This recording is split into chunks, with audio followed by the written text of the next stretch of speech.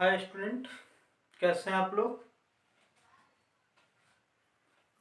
कल हम लोग पिछले वीडियो में 4.5 तक के टोटल क्वेश्चन को देख चुके थे। पहला जो वीडियो बनाए थे 4.5 का, जिसमें 1 से 5 तक क्वेश्चन था, दूसरा में 6 से लेकर 13 तक था और तीसरा में 14 से लेकर 18 तक के क्वेश्चन को बनाया गया था। आज डिटर्मिनेंट का सबसे लास्ट टॉपिक हम लोग पढ़ेंगे, जिसमें पढ़ना है application of determinant and matrices, यानी कि डिटर्मिनेंट का अनुप्रयोग, यानी कि डिटर्मिनेंट का एप्लीकेशन कैसे यूज करते हैं, डिटर्मिनेंट को कैसे अप्लाई किया जाता है, उसको हम लोग सीखेंगे। देखिए, डिटर्मिनेंट को जो डेवलप किया गया, एक्चुअली उस सिस्टम ऑफ लीनियर इक्वेशन को, सिमुल्टेनियस इक्वेशन को सोल्व करने के लिए ही डिटर्मिनेंट को डेवलप किया गया। अब हम लोग सीखेंगे कि डिटर्मिनेंट के हेल्प से या मैट्रिक्स के इनवर्स के हेल्प से कैसे किसी सिस्टम ऑफ लीनियर इक्वेशन को हल करेंगे। तो सबसे पहले हम लोग कुछ इक्वेशन मानते हैं। मान लेते हैं a1x b1y प्लस c1z बराबर d1, a2x plus b2y plus c2z बराबर d2, a3x b3y plus c3z बराबर d3। इसको इक्वेशन 1, इसको इक्वेशन 2, इसको इक्वेशन 3 मान लिए। तो इसको सोल्व कैसे करेंगे? सबसे पहले एक मैट्रिक्स हम मान लेंगे A, और A कौन सा मैट्रिक्स होगा? तो A1 A2 A3 B1 B2 B3 C1 C2 C3, और एक दूसरा मैट्रिक्स तैयार करेंगे X बराबर XYZ, और तीसरा मैट्रिक्स तैयार करेंगे B बराबर D1 D2 D3। याद रखेंगे, ये जो मैट्रिक्स A होगा ना, इसको कोफिशिएंट मैट्रिक्स भी कहते हैं। अब देखेंगे ए कैसे तैयार किए, इसको कोफिशिएंट मैट्रिक्स क्यों कहा जाता है। देखिए ना, एक्स का जो भी कोफिशिएंट है, वाई का जो कोफिशिएंट है, जेड का जो कोफिशिएंट है, उससे जो मैट्रिक्स बना है ना, उसका नाम ए दिए हैं।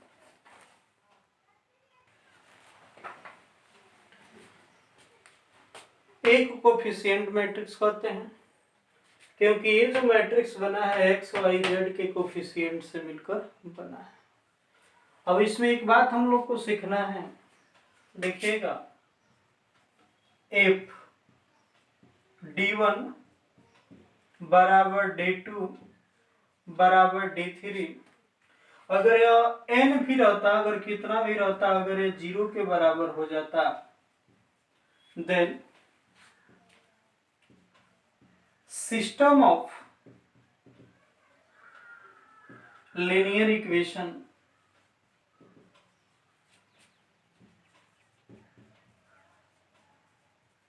B homogeneous. मतलब है जो d1 d2 d3 दिया है, अगर ये 0 के बराबर रहता, ये सब 0 रहता, तो उसको हम लोग क्या कहते हैं? Homogeneous system of linear equation कहते हैं। अगर d1 बराबर d2 बराबर d3, ठीक है, एटलीस्ट 1 भी 0, माने अगर कितना भी रहे d1 d2 d3, मतलब 3 गो इक्वेशन है तो 3 गो है, अगर ये 4 रहे 5 रहे उससे मतलब नहीं है। अगर एक भी 0 नहीं है, इफ एटलीस्ट 1 भी non zero, then system of linear equation be non homogeneous. अगर D1 D2 D3 में से कोई कम से कम एक भी अगर जीरो हो जाए, कम से कम एक भी जीरो नहीं हो, माने सब जीरो नहीं हो तो भी चलेगा, या कम से कम एक भी जीरो नहीं हो तब भी उसको क्या कहेंगे, नॉन होमोजेनियस। मतलब यहाँ D1 D2 D3 अगर यह जीरो है तो सिस्टम ऑफ लीनियर इक्वेशन को होमोजेनियस कहेंगे। अगर इसमें से एक भी अगर जीरो नहीं है, एक हो जाए, दो हो जाए, बाकी सब जीरो नहीं है, तो वैसे सिस्टम ऑफ लीनियर इक्वेशन को क्या कहेंगे, नॉन होमोजेनियस।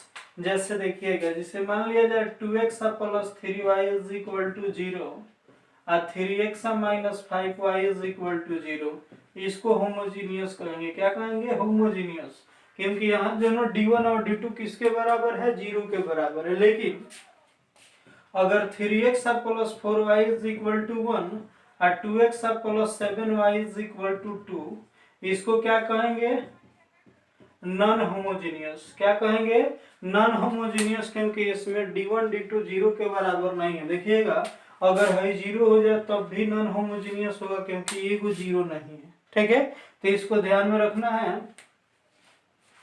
फिर इससे आगे हम लोग देखते हैं। हम लोग समझ गए, इसको कोफिशिएंट मैट्रिक्स कहते हैं।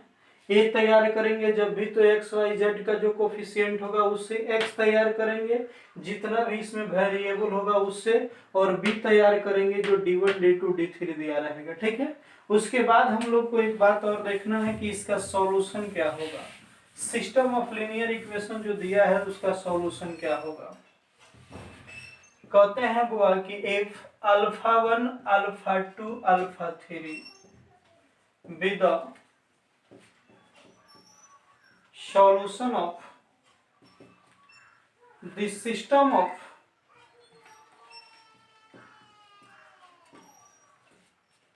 linear equation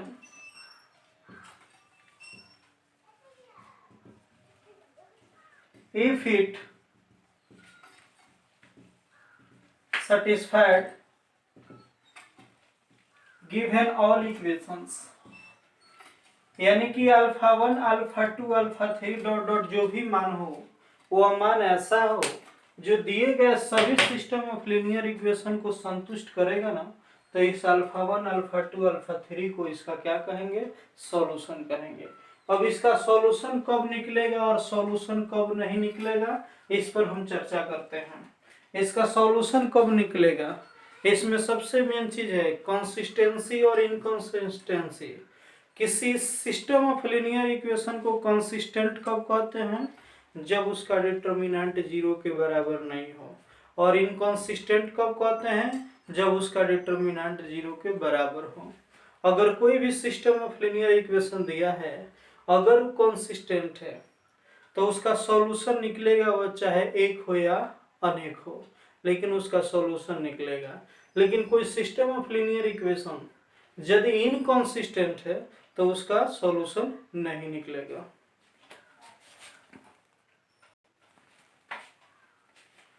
अब हम देखते हैं consistent.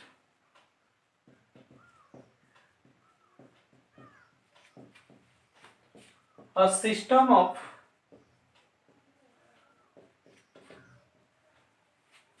Linear equation be consistent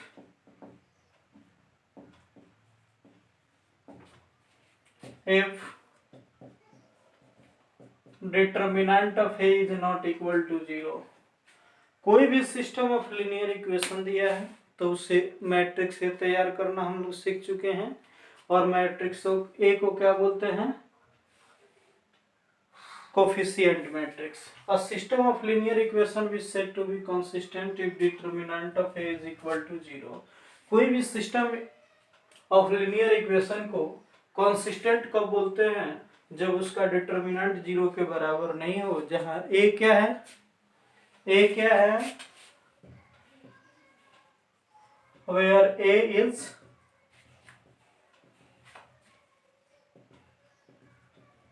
coefficient matrix. ये क्या है, कोफिशिएंट मैट्रिक्स है। उसके बाद होता है इनकॉन्सिस्टेंट।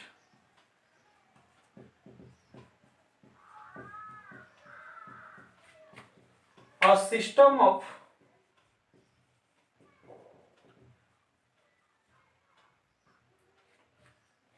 linear equation be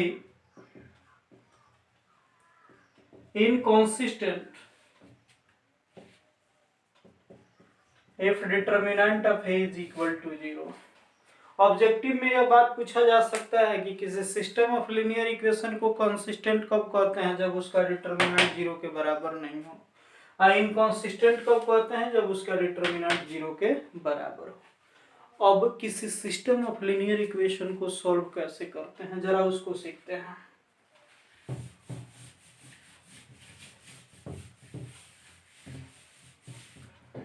सबसे पहले मान लिए हम a1x plus b1y plus c1z बराबर d1 इक्वेशन 1 है। a2x plus b2y plus c2z बराबर d2 इक्वेशन सेकंड है। a3x plus b3y plus c3z बराबर d3, यह इक्वेशन थर्ड है। यहां से हम लोग सीख चुके हैं मैट्रिक्स से तैयार करना। a1 b1 c1 a2 b2 c2 a3 b3 c3।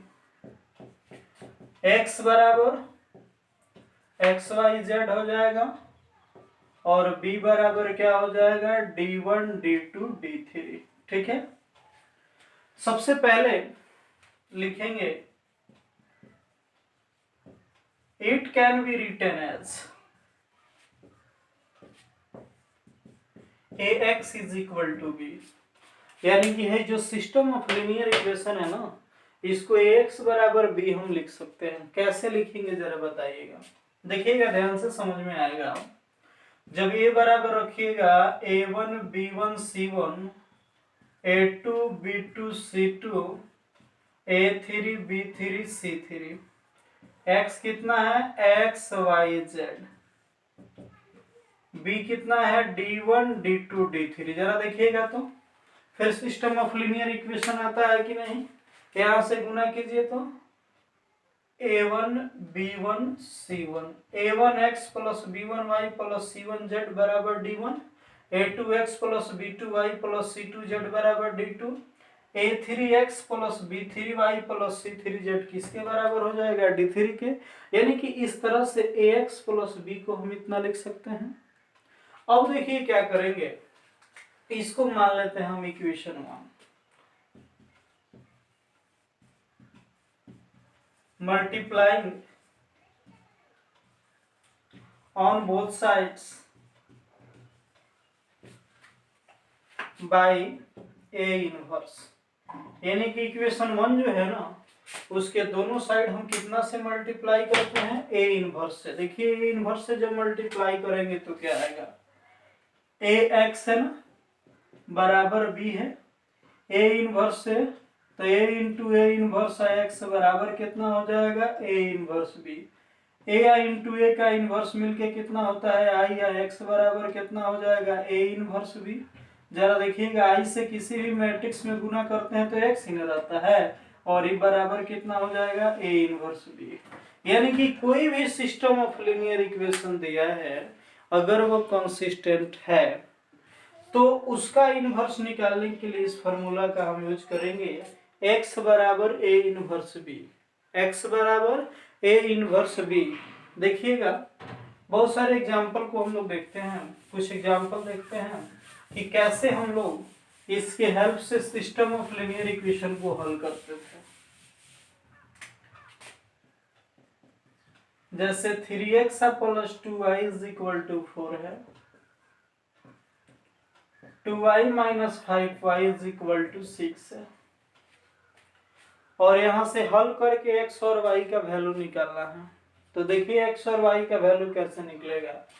सबसे पहले तो a बराबर निकालेंगे 3 2 2 माइनस 5 हो जाएगा, मैट्रिक्स एक्स तैयार करेंगे जो एक्स और वाई होगा, बी बराबर जो मैट्रिक्स होगा वो क्या होगा 4 6। तो हमको निकालना है x बराबर ए इनवर्स बी। देखिए x भी हमको पता है, b भी पता है, a दिया है तो a इनवर्स निकालेंगे। a इनवर्स निकालना हम लोग सीखे हैं।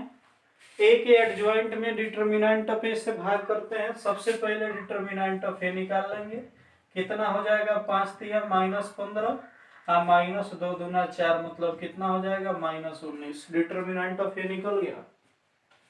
अब हमको a का इनवर्स निकालना है, तो इसका इनवर्स निकालना है, तो इसके सभी एलिमेंट का क्या निकालेंगे कोफैक्टर। तो a11 निकालेंगे, कितना हो जाएगा -5। a12 निकालेंगे तो हो जाएगा -2। a21 निकालेंगे तो -2। a22 निकालेंगे तो 3।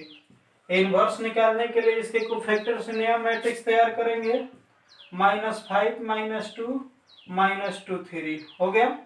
अब इसका एडजॉइंट करेंगे, तो एडजॉइंट ऑफ ए मतलब इसका ट्रांसपोज निकालेंगे, कितना होगा -5 -2 -2 3 हो गया ना। अब ये एडजॉइंट निकल गया तो लिखेंगे ए इनवर्स बराबर कितना 1 determinant of A into adjoint of A.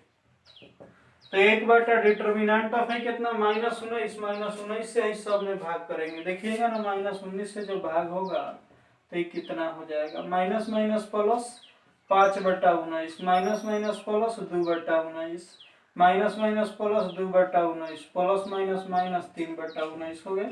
A inverse निकल गया। तो अब क्या करेंगे x बराबर ए इनवर्स बी।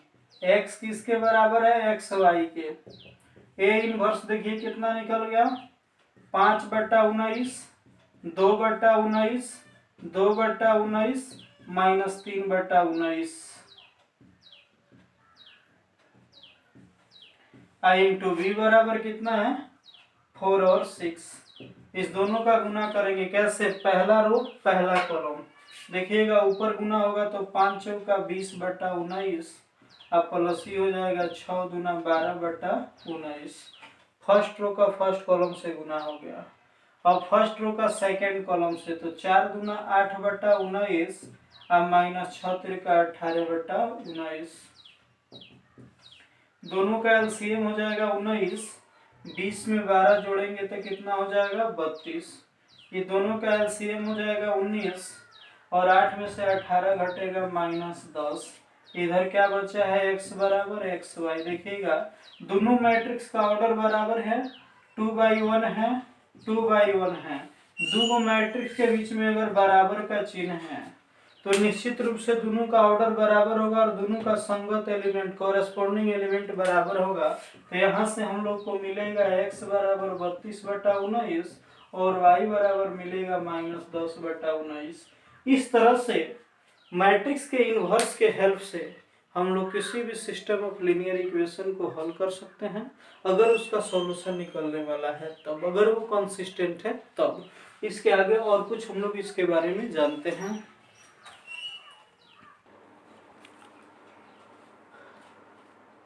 कुछ नोट है जिसको याद रखना है। एनसीईआरटी में इससे रिलेटेड क्वेश्चन नहीं है, मतलब इससे जुड़ा हुआ, बट इसको ध्यान में रखना है, काम देगा। ऑब्जेक्टिव में भी यह काम देगा। क्वेश्चन है कि आपसे पूछा जाएगा कि कोई सिस्टम ऑफ लीनियर इक्वेशन का सॉल्यूशन यूनिक कब होगा, मतलब एक कब होगा या अनंत कब होगा, या किस सिस्टम ऑफ लीनियर इक्वेशन का सॉल्यूशन ही नहीं होगा।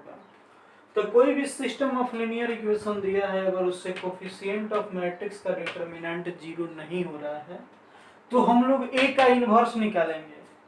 अगर डिटर्मिनेंट जो उस कोफिशिएंट मैट्रिक्स का 0 नहीं हो रहा है तब हम लोग उसका इनवर्स निकालेंगे और उसके बाद x बराबर ए इनवर्स इंटू बी निकाल के हम लोग उसका सॉल्यूशन निकालेंगे और वहां से जो सॉल्यूशन हमको प्राप्त होगा यूनिक होगा, मतलब ऐसा उसका हल दूसरा नहीं मिलेगा। अगर कोफिशिएंट मैट्रिक्स का डिटर्मिनेंट 0 हो जा रहा है तब ए का एडज्वाइंट और बी का गुना करेंगे, ए के एडज्वाइंट और बी का गुना करेंगे। अगर ए के एडज्वाइंट और बी का गुना 0 हो जा रहा है तो उसका सॉल्यूशन निकलेगा, उसका हल निकलेगा, लेकिन उसका हल अनंत हो सकता है, एक नहीं हो सकता है। तीसरा बात, अगर कोफिशिएंट जो मैट्रिक्स हम लोग लिए हैं ए, अगर उसका वैल्यू 0 नहीं हो रहा है, सॉरी 0 हो जा रहा है, तब उस केस में हम लोग ए का एडज्वाइंट और बी का गुना करेंगे। अगर ए के एडज्वाइंट और बी का गुना 0 नहीं हो रहा है तो वो इनकॉन्सिस्टेंट होगा, उसका हल नहीं निकाला जा सकता है। 3 बात याद रखिएगा। अगर ए का डिटर्मिनेंट 0 नहीं हो रहा है तो ए का इनवर्स निकालेंगे और x बराबर ए इनवर्स बी का यूज करेंगे, जो सॉल्यूशन निकलेगा वह यूनिक होगा, अद्वितीय होगा। अगर डिटर्मिनेंट ऑफ ए 0 हो जा रहा है तो ए का एडज्वाइंट और बी का गुना करेंगे। अगर ए का एडज्वाइंट और बी का गुना 0 हो जा रहा है तो उसका हल निकलेगा, लेकिन उसका हल इनफाइनाइट होगा, उसका सॉल्यूशन इनफाइनाइट होगा, एक नहीं होगा। तीसरा केस कहता है कि ए का डिटर्मिनेंट निकालिए, अगर वो 0 आ जा रहा है तो फिर ए के एडज्वाइंट और बी का गुना कीजिए। अगर ए का एडज्वाइंट और बी का गुना 0 के बराबर नहीं हो रहा है तो उस सिस्टम ऑफ लीनियर इक्वेशन का कोई हल नहीं होगा, उसका हल नहीं ज्ञात किया जा सकता है। तो यहाँ तक हम लोग कैसे सोल्व करेंगे वो सीख चुके हैं। एक और भी तरीका है क्रैमर्स रूल। क्रैमर्स रूल से भी हम लोग सिस्टम ऑफ लीनियर इक्वेशन को हल करना सीखेंगे, उसको देखते हैं।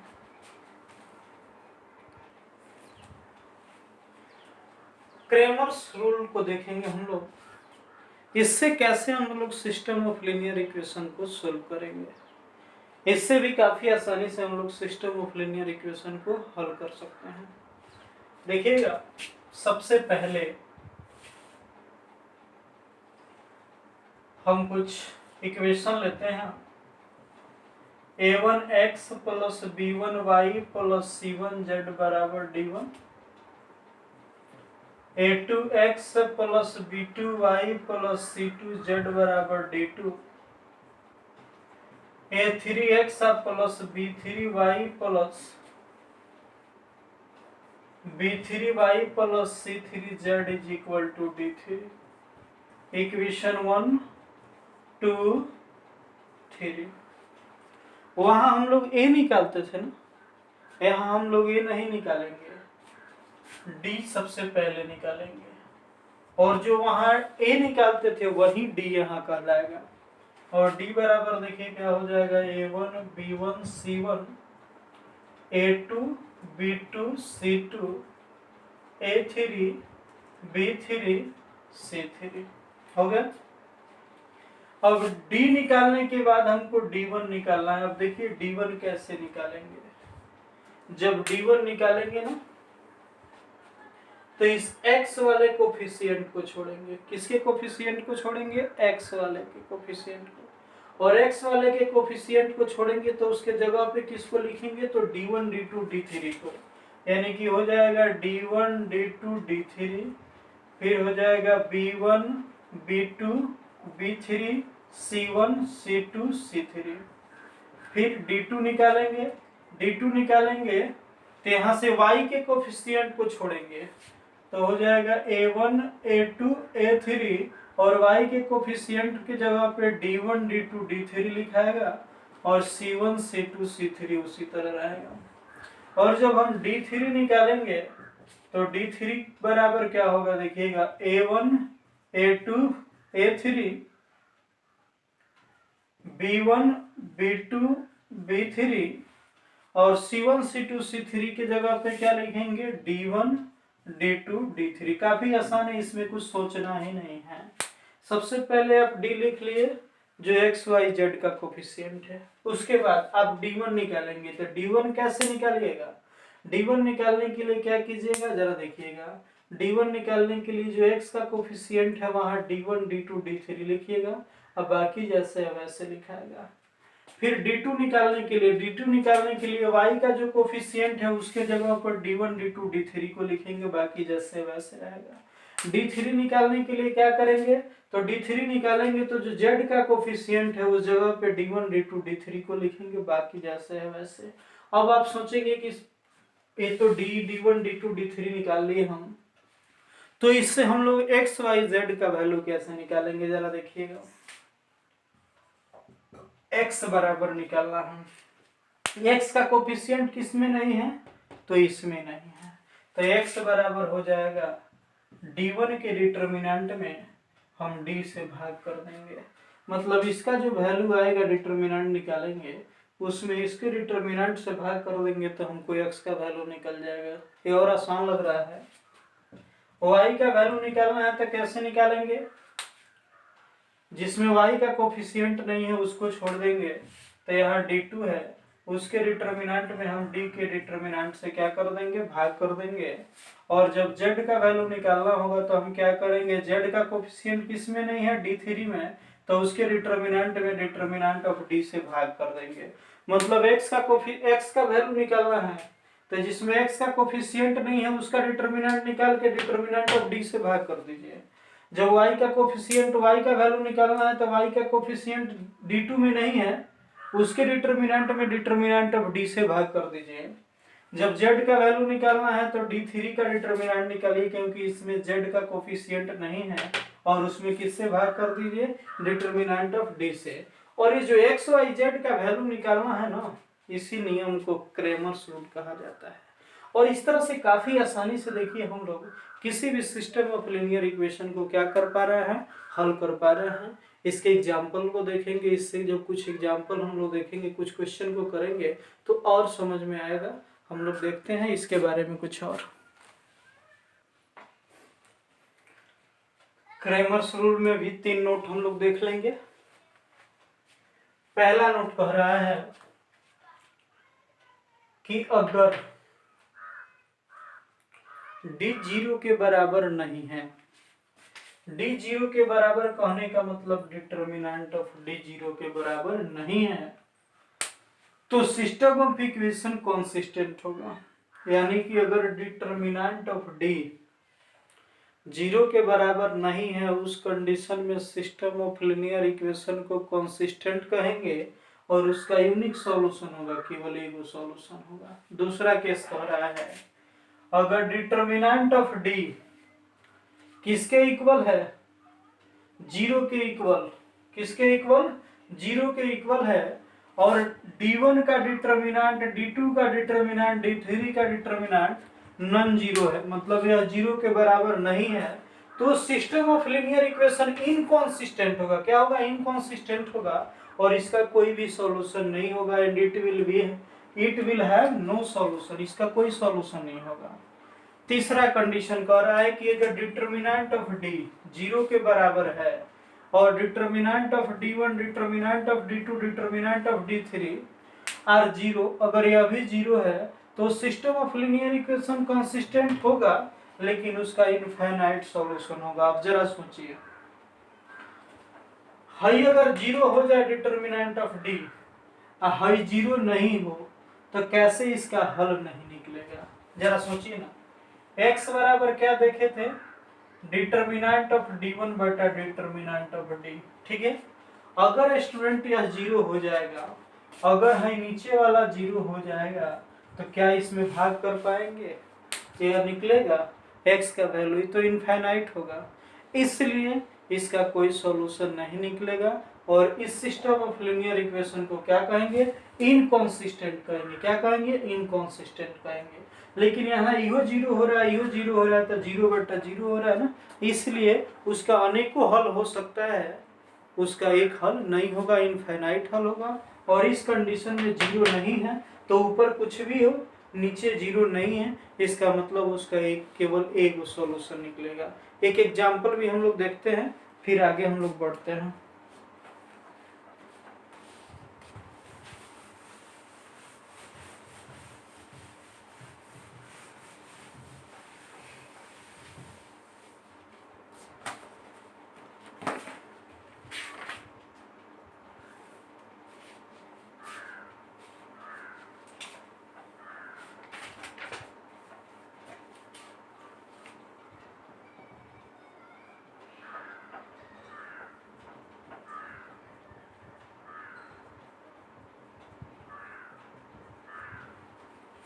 यह सिस्टम ऑफ लीनियर इक्वेशन दिया है कितने ऑर्डर का, 2 ऑर्डर का है, मतलब 2 वो वेरिएबल वाला है। इसको 1 मानेंगे, इसको 2 मानेंगे। यहाँ से एक्स वाई का वैल्यू निकालना है। सबसे पहले डी निकालिए। क्या होगा, dx में 1 से 2 से गुना है, y में 1 से -3 से गुना है। जब d1 निकालोगे तो x का कोफिशिएंट छोड़ोगे, x के कोफिशिएंट पर 4 और 9 आएगा ना, y का कोफिशिएंट जैसे है वैसे रहेगा। जब d2 लिखेंगे तो क्या होगा, y का कोफिशिएंट नहीं होगा, x का कोफिशिएंट 1 और 2 होगा, y के कोफिशिएंट के जगह पर 4 और 9 लिखेंगे। यहाँ तक कोई डाउट नहीं होना चाहिए। अगर कोई दिक्कत होता है कमेंट जरूर करना।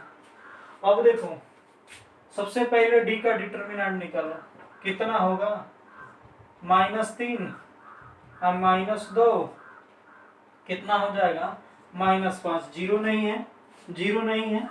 और d1 का डिटरमिनेंट कितना होगा, -12, ये कितना हो जाएगा, -9, कितना हो जाएगा, -21, ये अभी जीरो नहीं है। डिटरमिनेंट ऑफ d2 कितना होगा, 9 और -4 दूना 8, कितना आया, 1 आया। यहाँ तक d का डिटरमिनेंट -5, d1 का डिटरमिनेंट -21, d2 का डिटरमिनेंट 1। ठीक है। अब देखिए क्या हम करेंगे, x का वैल्यू निकालेंगे। क्या, कैसे, d1 का डिटरमिनेंट में किससे भाग करेंगे, d के डिटरमिनेंट से। देखिए d1 का डिटरमिनेंट कितना है, -21 बटा कितना से, -5 से, माइनस माइनस कटेगा, 21 बटा 5 x का वैल्यू होगा। इसको हल कीजिएगा तो y बराबर क्या लिखिएगा, डिटरमिनेंट ऑफ d2 बटा डिटरमिनेंट ऑफ d कितना है, 1 का बटा कितना से भाग करेगा, -5 से, मतलब -1 बटा 5। यानी कि इसको हल कीजिएगा तो आपको x का वैल्यू 21 बटा 5 और y का वैल्यू -1 बटा 5 मिल जाएगा। देखिए क्रेमर्स लॉ से हम लोग कितना आसानी से निकाल लेंगे। तो देखिए सिस्टम ऑफ लीनियर इक्वेशन जो आपको दिया रहेगा, आपको जैसे मर्जी हो, अगर कहेगा कि मैट्रिक्स के इन्वर्स का यूज कर लीजिए और मैट्रिक्स के इन्वर्स का यूज करके सिस्टम ऑफ लीनियर इक्वेशन को सॉल्व कीजिए, मतलब एक्स वाई जेड का वैल्यू निकालिए, एक्स वाई का वैल्यू निकालिए। अगर 2 वेरिएबल वाला होगा, 2 वेरिएबल वाला होगा तो एक्स वाई का, 3 वेरिएबल वाला होगा तो एक्स वाई जेड का वैल्यू निकालना होगा। तो आपको ये इन्वर्स वाला यानी कि x बराबर a इन्वर्स b से बनाना होगा। जब क्वेश्चन में कह देगा कि मैट्रिक्स के इन्वर्स का यूज करके बनाना है, लेकिन ऐसे सिंपल आपको सिस्टम ऑफ लीनियर इक्वेशन दे दे, जैसे यह दे दे कहे कि इसको सोल्व कीजिए, तो आपको कोई यहाँ प्रतिबंध नहीं है कि आपको इसी का यूज करके बनाना है। इसको यूज करने में थोड़ा सा लंबा प्रोसेस हो रहा है, बट क्रेमर्स लॉ से, क्रेमर्स रूल से काफ़ी आसानी से हम लोग इसको सॉल्व कर पा रहे हैं। तो यहाँ तक हम लोग 4.5 का थ्योरी भी देख लिए। अब अगला वीडियो, लास्ट वीडियो होगा डिटरमिनेंट के एक्सरसाइज का, उसके बाद मिसलेनियस हम लोग पढ़ेंगे। आप लोग पहले थ्योरी को बढ़िया से समझ लीजिए, जहाँ डाउट होता है बार बार वीडियो को रोक कर देखिए, कॉपी पे नोट कीजिए, समझिए, डाउट होता है कमेंट भी कीजिए, फिर से इसको देखा जाएगा। तो और आज एक और वीडियो गया है 4.5 वाला, टोटल आप लोग 4.1 से लेकर 4.5 तक कंप्लीट कर लीजिए। फिर 4.6 देखिए, मिसलेनियस देखिए और प्रैक्टिस में बने रहिए पूरा। और मेरे क्लास के स्टूडेंट्स लोग, आपको इन्वर्स पढ़ा दिया गया है, मैट्रिक्स पढ़ा दिया गया है, डिटरमिनेंट भी लास्ट कर रहा है। इसके बाद हम लोग कैलकुलस से स्टार्ट करेंगे, या कैलकुलस को छोड़ के नहीं होगा तो रिलेशन एंड फंक्शन पे स्टार्ट करेंगे, और फिर धीरे धीरे हम लोग अपने सिलेबस को आगे बढ़ाएंगे। और काफ़ी एक्चुअल समय पे, सही समय पे हम लोग अपने सिलेबस को इस चैनल से भी कंप्लीट कर लेंगे। और लॉकडाउन अगर ख़त्म होता है तो फिर क्लास खुलेगा तो वहाँ भी हम लोग पढ़ेंगे ही। और एक क्लास खुलेगा तब भी यूट्यूब चैनल मेरा अब एक्टिव रहेगा, हमेशा चलता रहेगा, इसमें कोई अब रुकने वाला क्वेश्चन नहीं है।